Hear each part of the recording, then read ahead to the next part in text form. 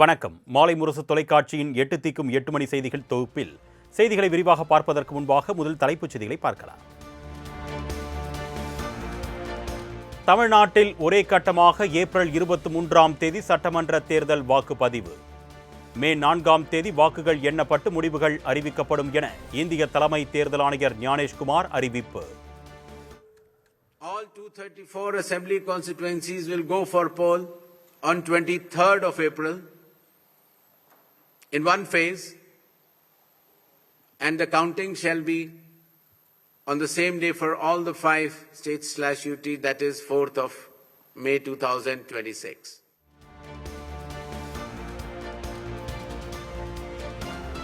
தமிழ்நாட்டில் வரும் 30ஆம் தேதி வேட்புமனு தாக்கல் தொடக்கம். ஏப்ரல் 6ஆம் தேதி கடைசி நாள். ஏப்ரல் 7ஆம் தேதி வேட்புமனு பரிசீலனை, திரும்ப பெற கடைசி ஏப்ரல் 9ஆம் தேதி என்றும் இந்திய தலைமை தேர்தல் ஆணையர் அறிவிப்பு.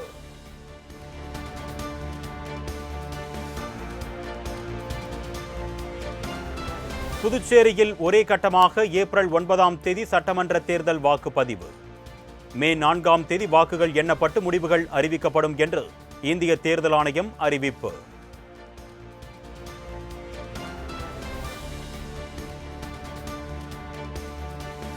அசாம் மற்றும் கேரளத்தில் ஒரே கட்டமாக ஏப்ரல் 9ஆம் தேதி சட்டமன்ற தேர்தல் வாக்குப்பதிவு.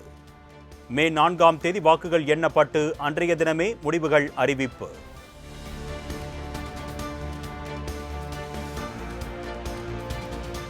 மேற்கு வங்க மாநிலத்தில் ஏப்ரல் 23 மற்றும் ஏப்ரல் 29 என 2 கட்டங்களாக சட்டமன்ற தேர்தல் நடைபெறும் என்று இந்திய தேர்தல் ஆணையம் அறிவிப்பு. மே 4ஆம் தேதி வாக்குகள் எண்ணப்பட்டு முடிவுகள் அறிவிப்பு.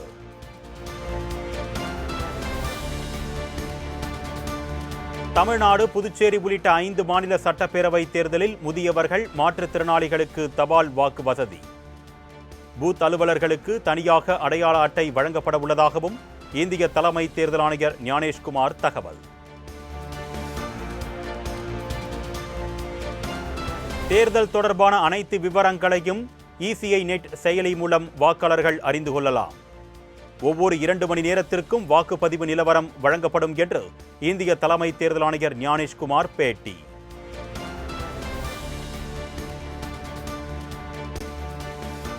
வாக்குப்பதிவு இயந்திரங்களில் வேட்பாளர்களின் வண்ண புகைப்படங்கள் இடம்பெற இருப்பதாக இந்திய தலைமை தேர்தல் ஆணையர் ஞானேஷ்குமார் அறிவிப்பு. வாக்குப்பதிவு மையத்தின் வெளியே மொபைல் டெபாசிட் மையம் அமைக்கப்படும் என்றும் பேட்டி.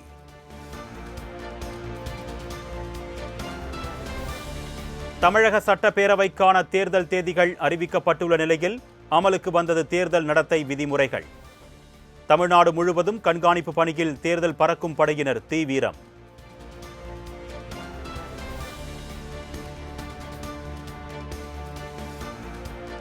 தேர்தல் நடத்தை விதிகள் அமலானதால் ரொக்கமாக 50,000 ரூபாய் வரை மட்டுமே கொண்டு செல்ல அனுமதி. 50,000 ரூபாய்க்கு மேற்பட்ட தொகையை எடுத்து செல்லும் போது உரிய ஆவணங்கள் அவசியம் என்று தேர்தல் ஆணையம் திட்டவட்டம்.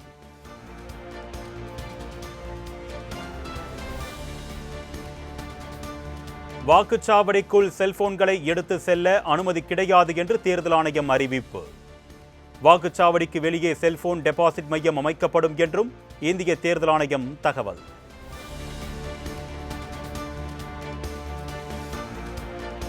தமிழ்நாட்டில் தேனி மாவட்டம் வருசநாடு மலைப்பகுதியில் 5 வாக்காளர்களுக்காக வெள்ளிமலை என்னும் பகுதியை வாக்குச்சாவடி மையம் அமைக்கப்பட்டிருப்பதாக தேர்தல் ஆணையம் தகவல். சமவெளி பகுதியில் இருந்து சுமார் 3 மணி நேரம் பயணம் செய்து வாக்குச்சாவடியை அடைய வேண்டும் என்றும் அறிவிப்பு.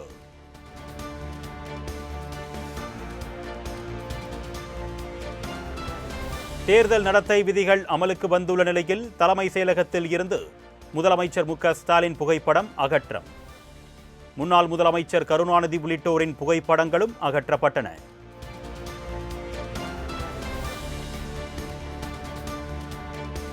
முதலமைச்சர் மு க ஸ்டாலின் வாகனத்தில் தேசிய கொடி அகற்றப்பட்டு திமுக கொடி பொருத்தம்.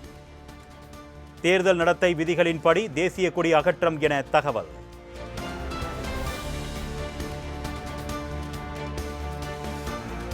சென்னையில் சுவர்களில் உள்ள தலைவர்கள் படங்களை பெயிண்ட் அடித்து மறைக்கும் பணி துவக்கம். தேர்தல் நடத்தை விதிகள் அமலுக்கு வந்திருப்பதால் நடவடிக்கை.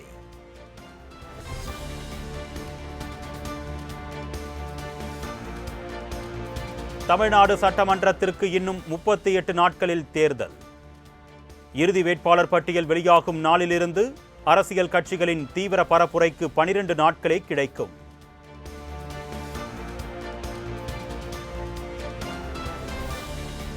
முதல் கட்டத்தில் வாக்குப்பதிவு நடைபெறும் மாநிலங்களில் நாளை வேட்புமனு தாக்கல் தொடக்கம்.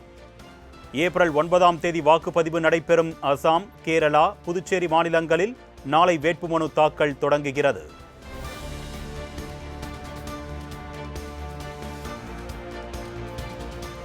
தமிழகத்தில் சட்டமன்ற தேர்தலுக்கான முன்னேற்பாடுகள் என்னென்ன?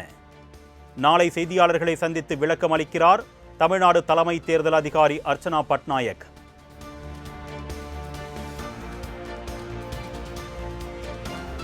தமிழ்நாடு, புதுச்சேரியில் திமுக சார்பில் போட்டியிட விருப்ப மனு அளித்தவர்களிடம் மார்ச் 17ஆம் தேதி முதல் 22ஆம் தேதி வரை நேர்காணல் என அறிவிப்பு. திமுக தலைவர் மு.க. ஸ்டாலின் விருப்ப மனு அளித்தவர்களிடம் நேர்காணல் நடத்துகிறார்.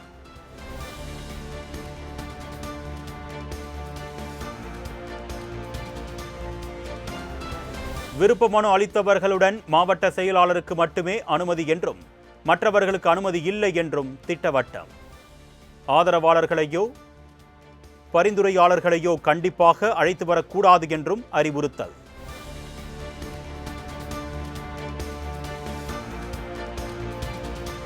அதிமுக கூட்டணியில் புதிய கட்சிகள் வர வாய்ப்பிருப்பதாக எடப்பாடி பழனிசாமி சூசகம். விஜய் கட்சியுடன் கூட்டணி பேச்சுவார்த்தை நடத்தவில்லை என்றும் விளக்கம்.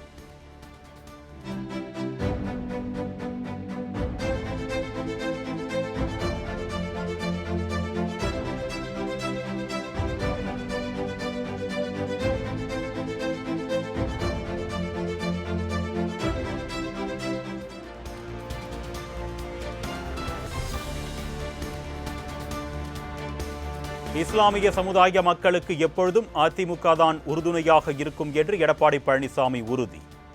தமிழ்நாட்டில் உள்ள ஒட்டுமொத்த மக்களுக்கும் பாதுகாப்பு இல்லாமல் இருக்கிறது என்றும் சாடல்.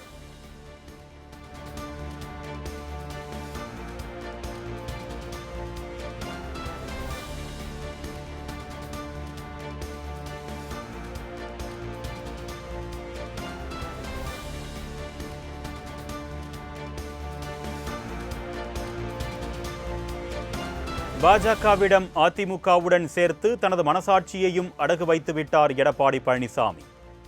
சென்னையில் நடைபெற்ற இஃப்தார் நோன்பு திறப்பு நிகழ்ச்சியில் பங்கேற்ற முதலமைச்சர் மு.க. ஸ்டாலின் காட்டம்.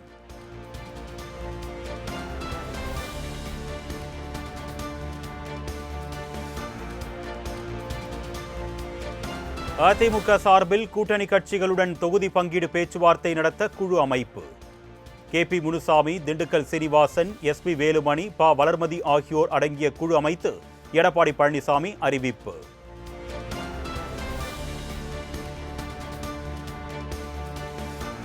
அதிமுக ஆட்சி மன்ற குழு மாற்றியமைப்பு. ஆட்சி மன்ற குழுவின் தலைவராக எடப்பாடி பழனிசாமி செயல்படுவார் என அறிவிப்பு.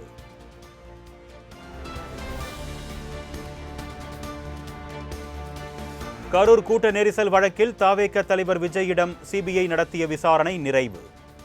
காலை 10:30 மணிக்கு தொடங்கிய விசாரணை மாலை 5:30 மணியுடன் நிறைவடைந்தது.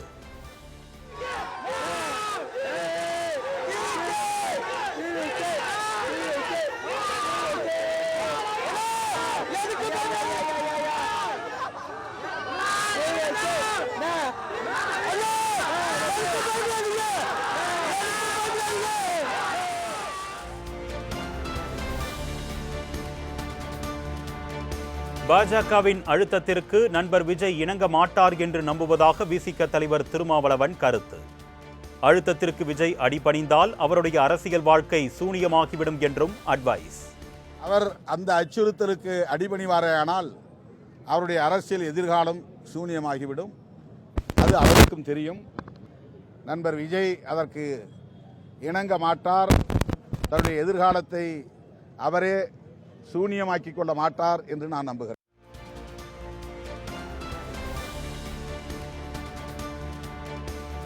எங்கள் கோரிக்கைகளை நிறைவேற்றுவோருடன் கூட்டணி அமைப்போம் என்று தமிழக வாழ்வுரிமை கட்சித் தலைவர் வேல்முருகன் திட்டவட்டம். கூடுதல் தொகுதிகளை விட கோரிக்கைகளை நிறைவேற்றுவதே முக்கியம் என்றும் பேச்சு. 234 தொகுதிகளிலும் கட்டமைப்புள்ள ஒரு கட்சியாக தமிழக வாழ்வுரிமை கட்சி வளர்ந்திருக்கிறது. ஆதலால் எங்களுக்குரிய கூடுதல் இடங்களை தர வேண்டும் என்கிற வேண்டுகோளோடு நாங்கள் கொடுத்திருக்கிற இந்த கோரிக்கைகளை மாண்புமிகு தமிழ்நாடு முதலமைச்சர் அவர்கள் நிறைவேற்ற வேண்டும். இது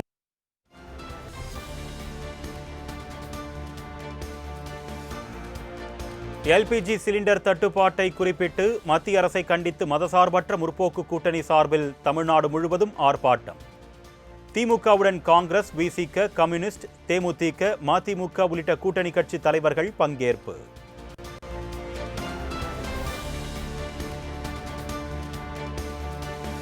எங்கள் வேதனையை தோழமை கட்சிகள் புரிந்து கொள்ள வேண்டும். காங்கிரசுக்கு கூடுதல் தொகுதி கொடுத்ததை ஒப்பிட்டு சண்முகம் பேசியதற்கு செல்வ பெருந்தகை பதில். ஆனால் இதையே குறைத்து கொடுத்திருக்கிறார்கள். இந்த மண்ணை காப்பதற்காக, தமிழ்நாட்டு மக்களை காப்பதற்காக 3 தொகுதிகள் எக்ஸ்ட்ரா கொடுத்துருக்காங்க, வாங்கியிருக்கோம். ஆனால் இது எதற்காக? இது ஒரு மனநிறைவோடு வாங்கிட்டோம்னா மனநிறைவோடு வாங்கியிருக்கோம். ஏன்னா அந்த தமிழ்நாட்டு மக்களை காப்பாற்ற வேண்டும்.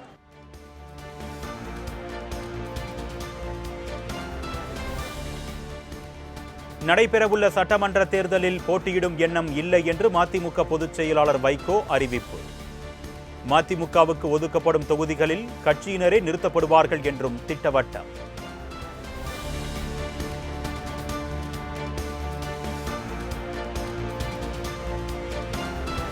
தமிழ்நாடு முழுவதும் நடைபெற்ற குரூப் 2, குரூப் 2A தேர்வுகள் கடந்த மாதம் குளறுபடி காரணமாக ரத்தான நிலையில் உரிய முன்னேற்பாடுகளுடன் நடந்து முடிந்ததாக தகவல்.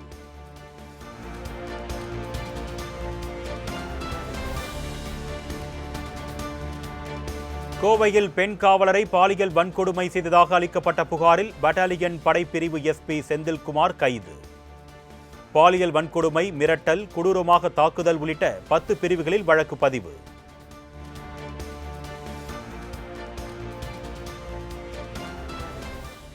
பெண் அதிகாரி காவலரை தனியாக விட்டு சென்ற நிலையில் அலுவலக அறையில் வைத்தே செந்தில்குமார் வன்கொடுமை செய்ததாக புகார்.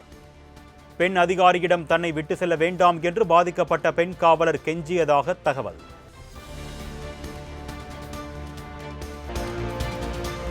வீட்டில் குழாய் எரிவாயு இணைப்பு இருந்தால் வீட்டு உபயோக எல்பிஜி சிலிண்டர் இணைப்பை வைத்திருக்க முடியாது.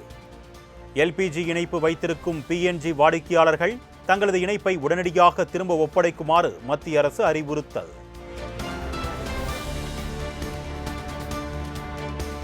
பஞ்சாப் சட்டப்பேரவை தேர்தலில் பாஜக வெற்றி பெற்று ஆட்சி அமைத்தால் 1 மாதத்திற்குள் மதமாற்ற தடை சட்டம் கொண்டுவரப்படும்.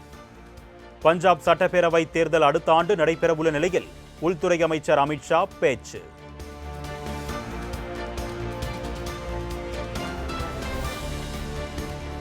Bahrain, Iran, Kuwait, Oman, Qatar, UAE, சவுதியில் +2 பொதுத் தேர்வுகள் முற்றிலும் ரத்து. தேர்வு முடிவுகளுக்கான வழிமுறைகள் பின்னர் வெளியிடப்படும் என்று CBSE அறிவிப்பு.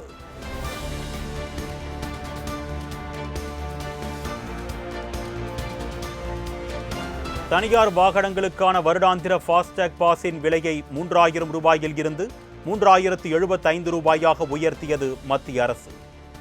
தமிழ்நாட்டில் உள்ள 66 சுங்கச்சாவடிகளின் கட்டணத்தையும் 5 முதல் 7% உயர்த்துவதாக அறிவிப்பு.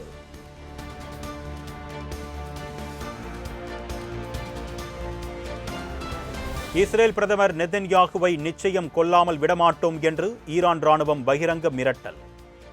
குழந்தைகளை கொல்லும் குற்றவாளி நெதன்யாகு கொல்லப்படும் வரை முழு பலத்துடன் வேட்டையாடுவோம் என்றும் சூளுரை.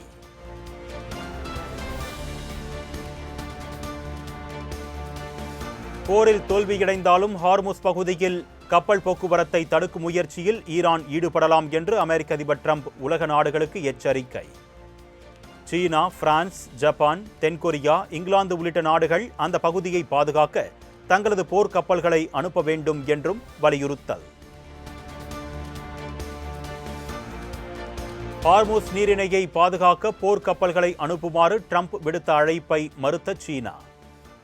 ஒத்துழைப்பு தர முடியாது என்று திட்டவட்டம்.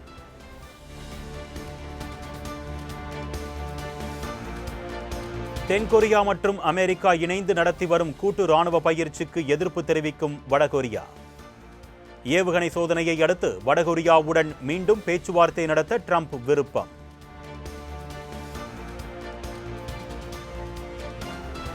சர்வதேச கிரிக்கெட் போட்டிகளில் இருந்து ஓய்வு பெறுவதாக பாகிஸ்தான் அணியின் முன்னாள் கேப்டன் சர்ஃப்ராஸ் அகமது அறிவிப்பு. சர்ஃப்ராஸ் அகமது தலைமையில் கடந்த 2017ஆம் ஆண்டு சாம்பியன் டிராஃபியை கைப்பற்றியிருந்தது பாகிஸ்தான்.